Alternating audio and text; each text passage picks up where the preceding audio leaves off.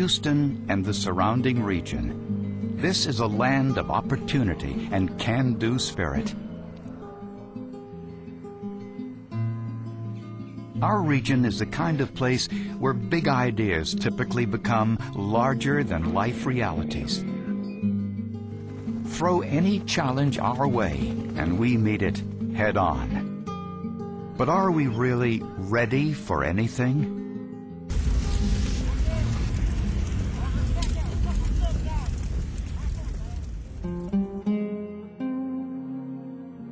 He ran back into the house to save us, but we were already outside.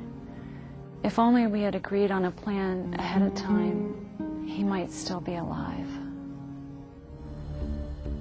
The water rose so fast. We were so scared. The Houston region is home to more than 6 million people, with the majority living about 40 feet above sea level in a major hurricane landing zone. Since 1851, 60 hurricanes have struck the Texas Gulf Coast, 19 of them a Category 3 or higher. And the Galveston hurricane of 1900 still ranks as the deadliest storm in U.S. history, killing more than 8,000 people.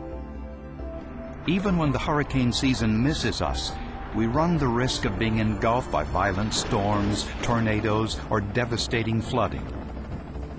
No one who lived here in 2001 is likely to forget Tropical Storm Allison, which ranks as the 10th costliest storm in U.S. history, causing more than $5 billion worth of damage to the Houston region. Our disaster threats don't stop with destructive weather. Houston is known as the energy capital of the world, a great honor, but one that makes us vulnerable to chemical spills, plant explosions, and other industrial accidents.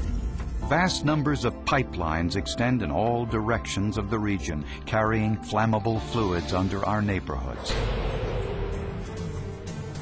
And hazardous cargo barrels down our freeways every day, around the clock. In addition, more than 50 million passengers are served by our 3 airport system every year. And we run one of the nation's busiest international shipping ports. Our major corporations produce trillions of dollars in annual sales. We are one of the nation's largest centers for world trade. Our size and concentration of industry makes us a prime target for terrorist attacks, just like any other major U.S. city.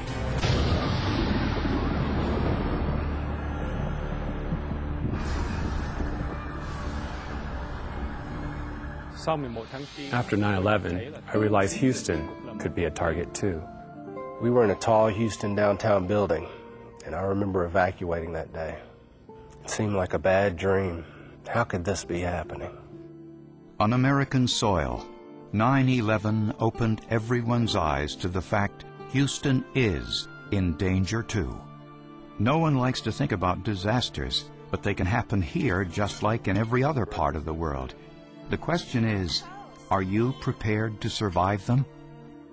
Your best chance for safety and survival from any disaster is for you and your family to be ready long before a disaster ever hits.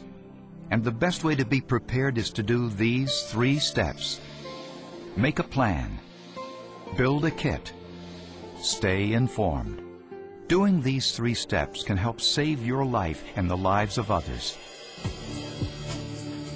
But remember, disaster can strike at any moment, so you should take these 3 steps right now, beginning with making a plan. A good disaster preparedness plan gets you ready for just about anything, from an unexpected explosion to an event that you can see coming for days in advance, such as a hurricane. A plan helps to organize what is absolutely essential to the well-being, safety, and survival of your loved ones, pets, and yourself in the event of an emergency. When every individual and family has a good plan in place, it allows our various government agencies to successfully put their disaster plans into action for the region as a whole. These organizations are well coordinated with each other and have planned and trained for all types of disasters. Response and recovery efforts can be slowed down when citizens are not prepared. When everyone has a plan, everyone is safer. It's important that your plan has a way to account for everyone in your family, wherever they are. In case your home is affected by the disaster, designate a meeting place away from home where your family will automatically gather. A park, a neighbor's yard, anywhere that is easy to get to and easy to remember. Also, choose a backup location farther away, even in another town, in case the devastation in our area is widespread. It's possible that cell phone service won't be working, and phone lines could be down or overloaded during a disaster, keeping you from making contact. But having a designated meeting location is something everyone can rely on. I couldn't get to the school to pick up my daughter. Couldn't get through on the landlines, and my cell phone was dead. It was a horrible feeling not being able to reach my family. When planning, write a list of all important phone numbers you might need, such as your hospital and your children's schools. Your phone list should also include one out-of-town contact person that everyone in your family should be instructed to check in with in case of emergency. Houston 911, do you need the police to And fire remember, ambulance? calling 911 is the best way to summon the authorities if you need help. If you have kids in school, you shouldn't rush to pick them up. Schools are required to have a disaster response plan in place, and parent interference can disrupt it. Spend some time now learning the details of your school's preparation plans and specifically how to communicate during a disaster. Then, in the heat of the event, there will be no questions about what actions you should take. Many of us spend most of our day at work, so you should plan for this as well. Every commercial building is required to have a fire escape plan, but does it go any farther than that? Find out if your company is ready for disasters and what it plans to do to protect its employees. If a plan doesn't exist, urge your company to create one. If you can't get to your house, or if it is destroyed, the first priority is to take care of yourself and your family. But you also need to account for your home, your belongings, and your identity. It's a good idea to make a packet of vital documents and a video recording of all your home's contents and store it with your family's designated out-of-town contact for possible insurance purposes later. Some members of our community will need special assistance during an emergency. If you don't have access to transportation and you are not a part of your family's or neighbor's readiness plan, then you should pre-register for transportation assistance. All you have to do is dial 211, and you should do it today. 211, how may I help you? By registering now, if an evacuation order is issued for your area, emergency management personnel will contact you to schedule your transportation. If you wait until disaster strikes, it will likely be too late to get special help. Making a plan is the critical first step in disaster readiness.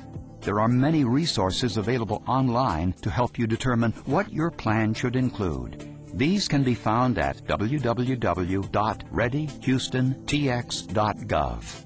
Putting a plan in place gives you clarity and peace of mind. But to be truly ready, you'll need supplies. The next step in disaster preparedness is to build a disaster kit. You should gather enough water and non-perishable packaged and canned food to last 3 to 7 days. You will need 1 gallon of water per person per day.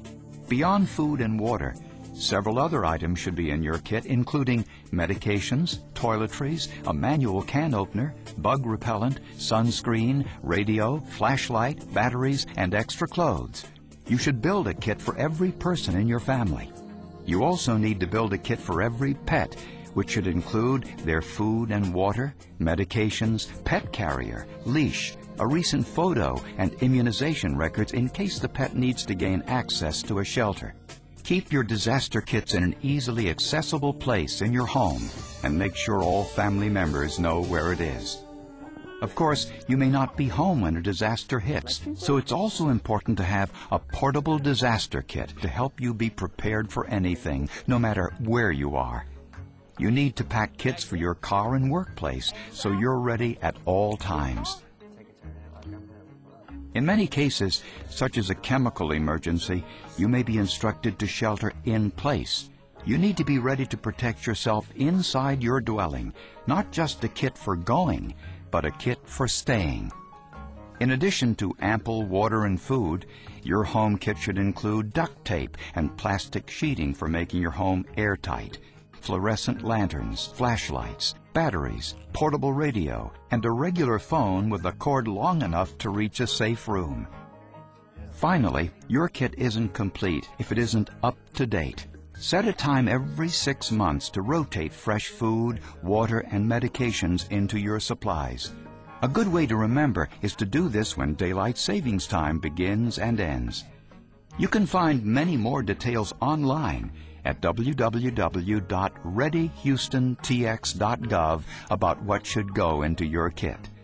You'll also find planning tools, checklists, contact numbers, and links to other government agencies throughout the region. Authorities in your area already have a plan in place for an emergency, but the success of their plan depends on you. Knowing what to do and what not to do can make a huge difference, so it's important that you stay informed. Your best source for information during a disaster will be News Radio 740, KTRH 740 AM. This is the Houston area's primary emergency alert station. In the event of an emergency, listen and wait for authorities to give specific instructions on what to do. Following these instructions will be the best course of action you can possibly take. During a disaster, emergency response personnel have a lot to deal with in a short time. They can do their jobs much more effectively if emergency channels and roadways are clear. You can help by staying in your home and only calling 911 if you have an immediate emergency. As we saw with Hurricane Rita, evacuating an area this large and populated is extremely difficult without a coordinated and cooperative effort from all citizens. If an evacuation is ordered, do not make assumptions or take unrecommended actions. We're going to talk about an evacuation route. In the case of hurricanes, you can find out right now if you are in a storm surge evacuation zone and learn the appropriate routes and procedures for your area. Your main goal is staying informed and understanding the risks you and your family face in every situation.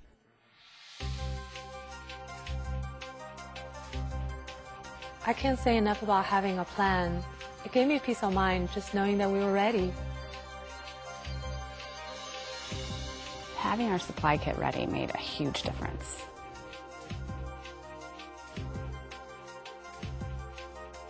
The work we have done ahead of time has made my family safer. Make a plan.